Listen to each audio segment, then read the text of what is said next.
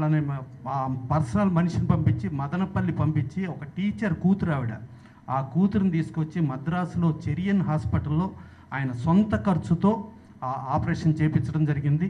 చేపించి వాళ్ళ అమ్మాయి పిల్లలు పుట్టి అమ్మాయి వెరీ హ్యాపీగా ఉంది. సో అలాంటి గొప్ప దానాలు సేవా రంగాలు ఇప్పుడు నుంచినో ఎన్నో చేశారు. అలా చేసి బాసవతారక ఇండో అమెరికన్ హాస్పిటల్ తరఫున చేయటం, తర్వాత ఏదొచ్చినా కూడా గతంలో మనకి చూసుకుంటే రాయలసీమలో విపరీతమైన ఫ్లడ్స్ వచ్చి ప్రాబ్లం వస్తే అప్పుడు ఆ ప్రాబ్లంలో నేనుండాను అని చెప్పి ఒక స్పందన ప్రోగ్రామ్, ఇండస్ట్రీ వ్యాప్తంగా స్పందన ప్రోగ్రాం పెట్టారు.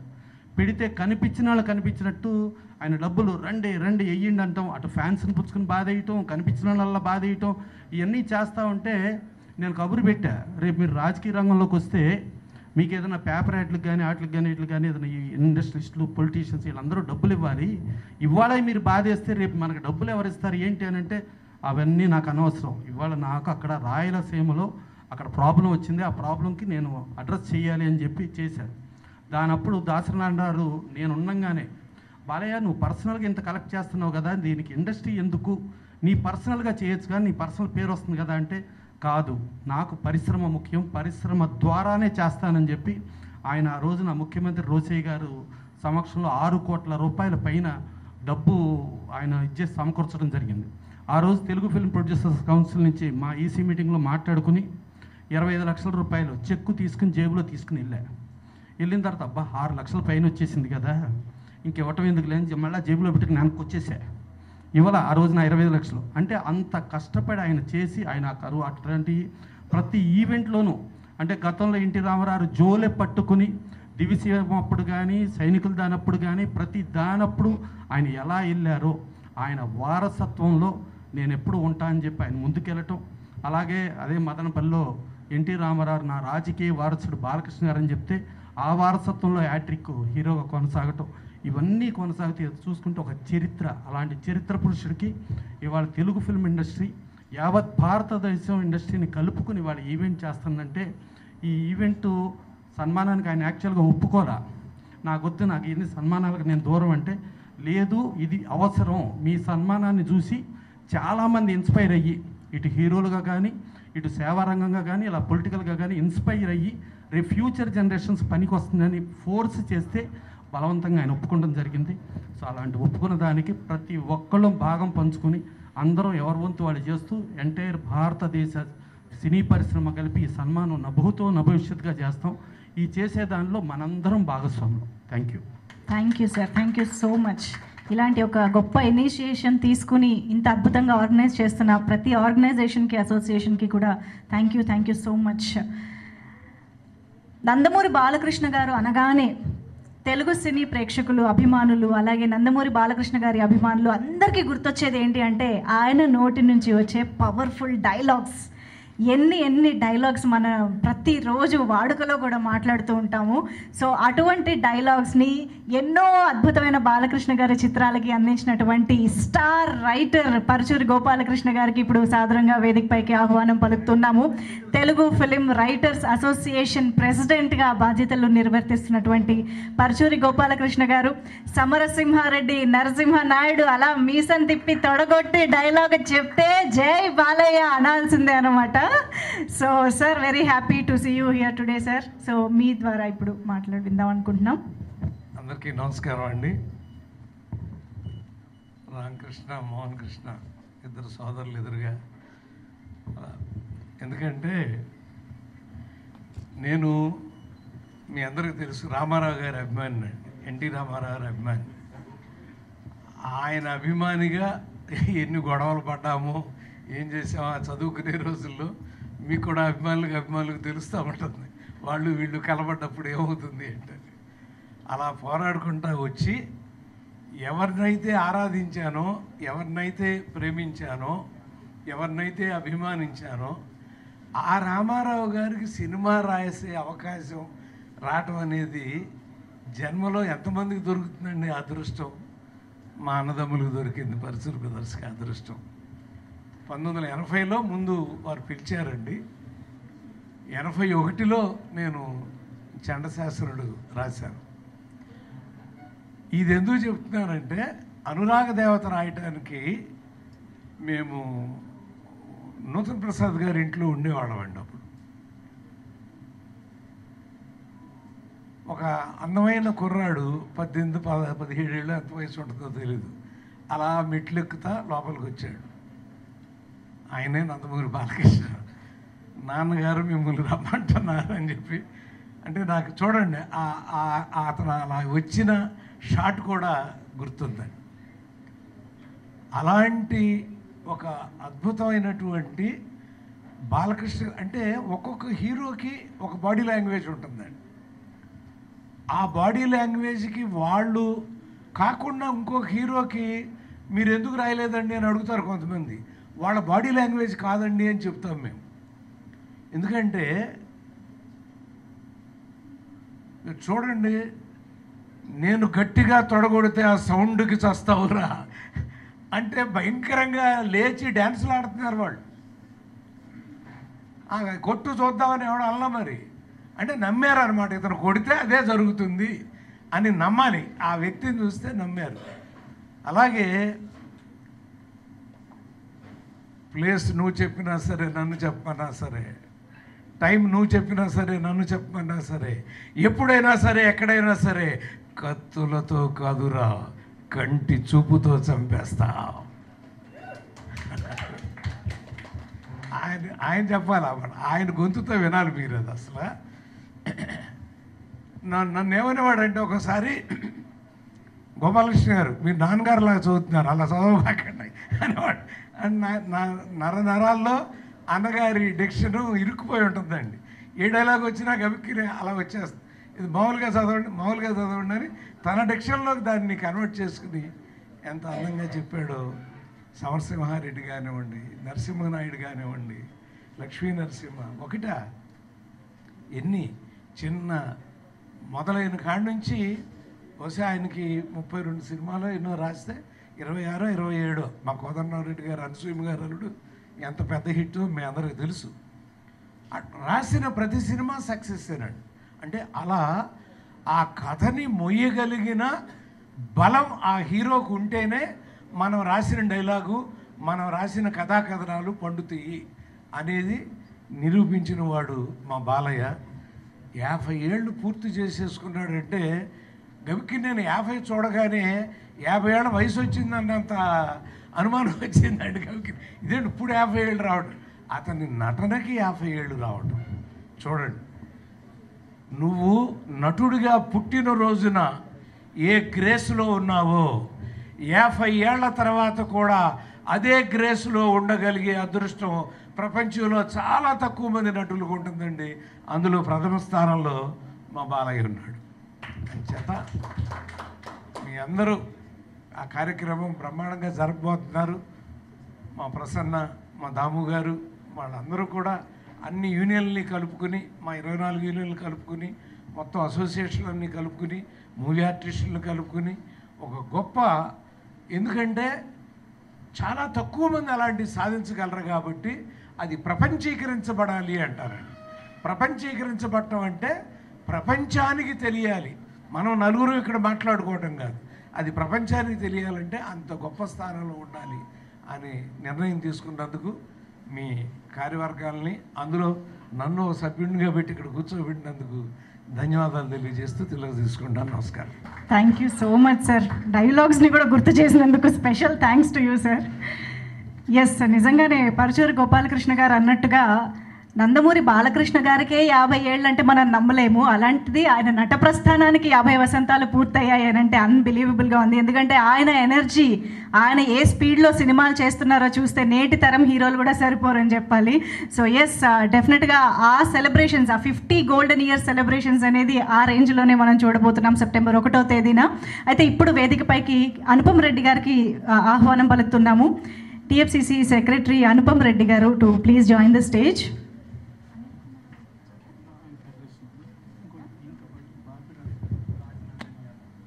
బాపిరాజు గారిని వేదికపైకి ఆహ్వానిస్తూ ఉన్నాము. రాజనారాయణ యాదవ్ గారు ప్లీజ్ వెల్కమ్ ఆన్ స్టేజ్.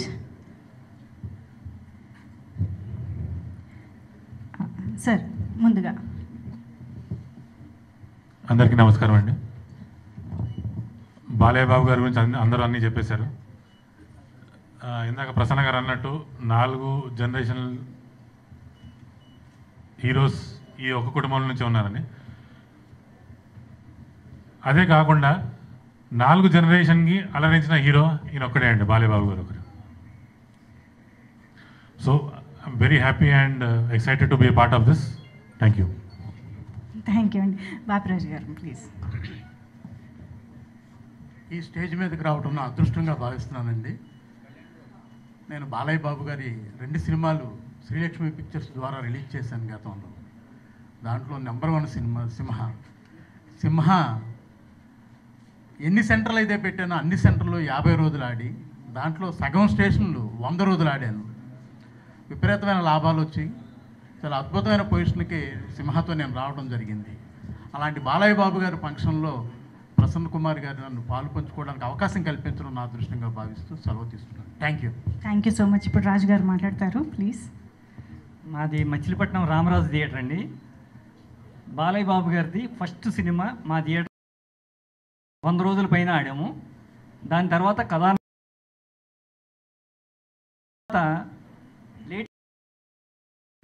లేటెస్ట్గా సింహ అండి. దాని తర్వాత దానికి ముందు చెన్నై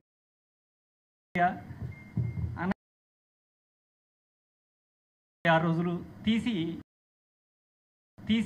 ఎంగోల. జై Balayya so much sir.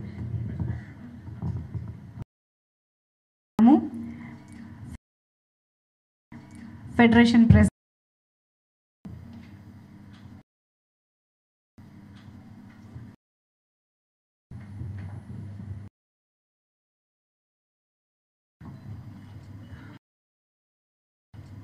Telugu చలన ప్రతిష్టాత్మకంగా చిత్ర పరిశ్రమలో ప్రయాణాన్ని చిత్ర పరిశ్రమ అంతా కూడా మంచి పరిణామం ఎంప్లాయీస్ ఫెడరేషన్ తరఫున మన నందమూరి బాలకృష్ణ గారితో సుదీర్ఘ ప్రయాణం చేసిన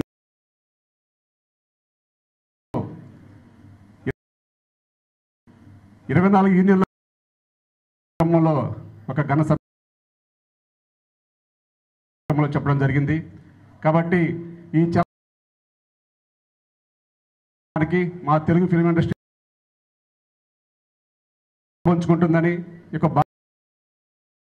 ఒక భాగస్వామ్యం కల్పించి చేసుకుంటూ ధన్యవాదాలు. బాలకృష్ణ గారు ఈ ప్రయాణంలో ఎన్ని కాంబినేషన్లో మనం చూస్తూ వచ్చాము. బ్లాక్ బస్టర్ రావాల్సిందే అని back to and Boyapati Seenu garu అని చెప్పాలి. లెజెండ్ అఖండ లాంటి back to back director Boyapati Seenu గారికి సాదరంగా వేదికపై బోయపాటి సీను గారితో హ్యాట్రిక్ హిట్స్ అందించిన వెరీ వెరీ స్పెషల్ మూమెంట్ కదా 50. ఈ కార్యక్రమం గురించి ప్రతిష్టాత్మకంగా సెప్టెంబర్ 1వ తేదీన చేయించుకోవాలనుకుంటున్నాము. సో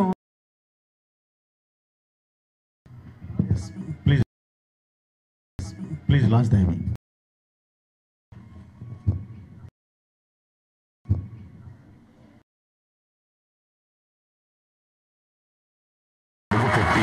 అనతి కాలంలోనే అగ్రణ శ్రీ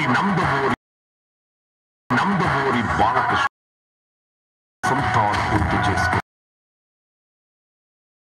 తెలుగు చిత్ర పరిశ్రమ సత్కరించుకుంటోంది. వన్యత లెజెండ్ నటసింహం కార్యక్రమం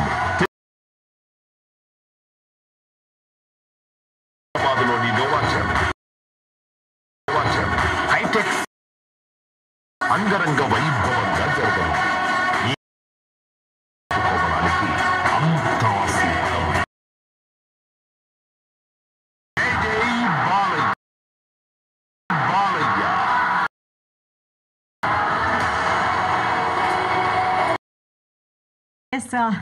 సెలబ్రేట్. సో బోయపాటి సీను గారిని ఇప్పుడు ముందుగా మీడియా అలాగే ఈ కార్యక్రమానికి వచ్చిన క్రాఫ్ట్స్ అంటే ఇండస్ట్రీ పెద్దలు, అలాగే అన్నయ్య రామకృష్ణ గారి, వైవ్య చౌదరి గారు, వారు ముందు అన్నీ మాట్లాడేశారండి. మాట్లాడేసి ఉన్నారు, అన్నీ చెప్పేస్తున్నారు. సెప్టెంబర్ 1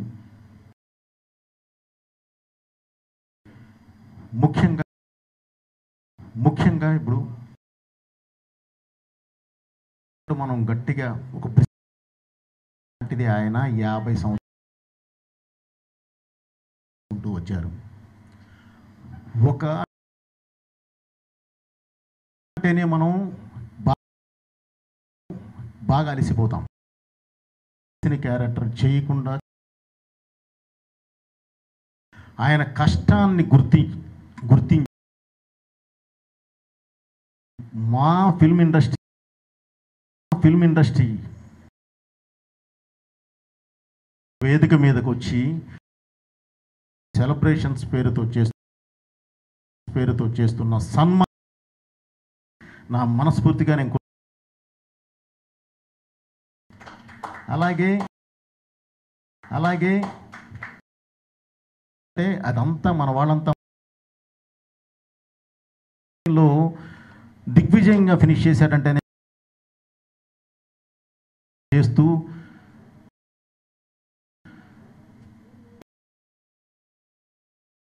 రండి అన్నారు. లేదండి డబల్ పోటీ, అది ఆయనకి ఇష్టం. సో ఇవి ఇంకా అలాగే ఈ దీనికి సంవత్సరాలు పూర్తి చేసుకున్న దీనికి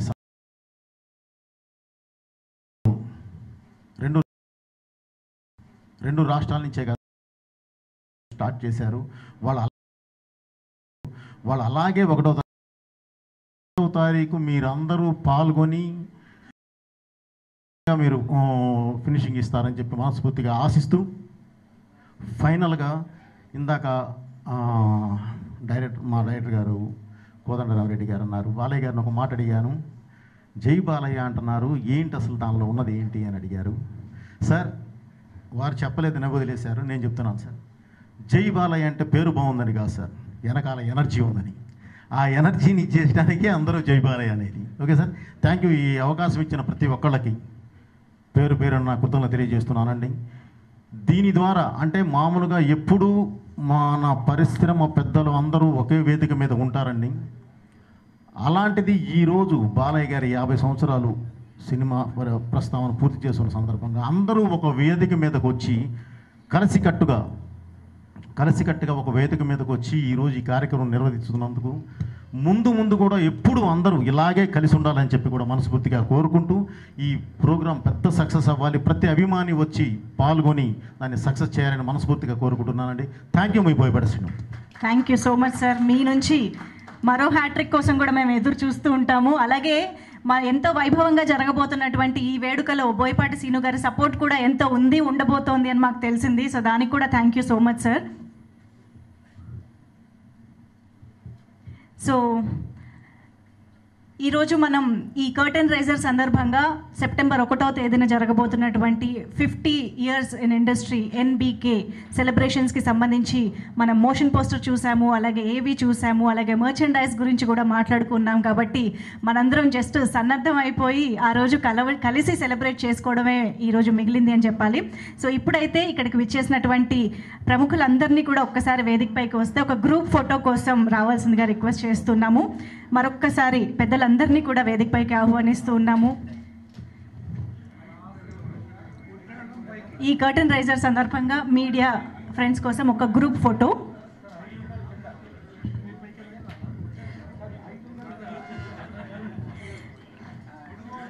నాకు తెలిసి వేదిక పైన కొందరు, వేదిక కింద వరుసలో కూడా కొందరు ఉండొచ్చు అనుకుంటున్నా.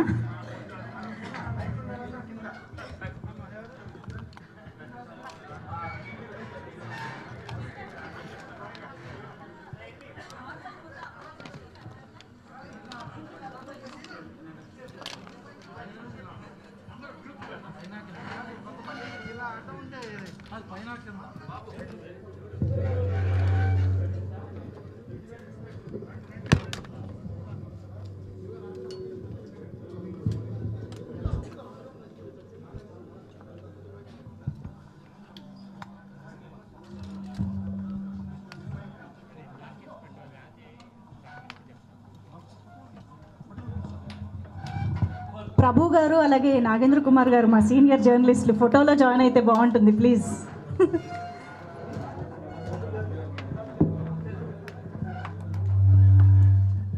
ఎస్, ఎన్బీకే 50 గోల్డెన్ ఇయర్స్ సెలబ్రేషన్స్కి సంబంధించినటువంటి మోషన్ పోస్టర్ సంబంధించిన బోర్డ్ ఇస్ హియర్.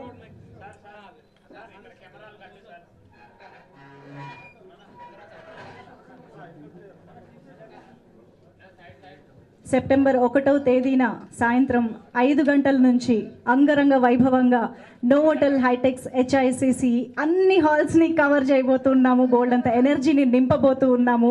జై బాలయ్య అనే నినాదం మారు మోగబోతోంది. శ్రేయస్ మీడియా ప్రెస్టీజియస్గా తీసుకుని ఈ వేడుకని ఎంతో అద్భుతంగా మన ముందుకు తీసుకొస్తూ ఉంది.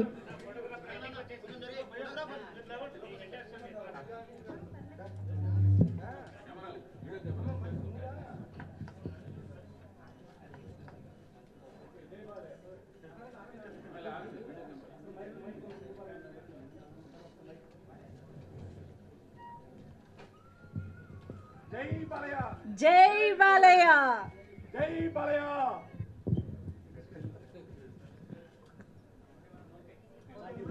థ్యాంక్ యూ సో మచ్ అండి. మీ అందరి సహాయ సహకారాలతో సెప్టెంబర్ 1వ తేదీన కని విని ఎరుగని రీతిలో అంగరంగ వైభవంగా జరుపుకోబోతున్నటువంటి ఈవెంట్ కోసం మేమందరం ఎదురు చూస్తూ ఉన్నాము. తెలుగు సినీ పరిశ్రమకి సంబంధించిన ప్రతి ఒక్కరికి, నందమూరి కుటుంబానికి సంబంధించిన అభిమానులకి, నందమూరి బాలకృష్ణ గారి అభిమానులకి అందరికీ కూడా ఇదే మా ఆహ్వానం. ఏమండి, ఈ ఈవెంట్ శ్రేయస్ మీడియాలో ఆర్గనైజేషన్ ఆల్రెడీ చెప్పారా మీ? So thank you Seenu for. Seenu ఎక్కడ? రావా ఇటు రండి అమ్మా. మీ టీం ఎవరు ఉన్నారు ఇక్కడ? రండి రండి, రమ్మన్నా అయ్యా, మీరు చేయాలి. పిలువు, ఎవరు రండి అమ్మా. శ్రేయస్ మీడియా టీం ఎవరు రండి ఒకసారి ఇటు.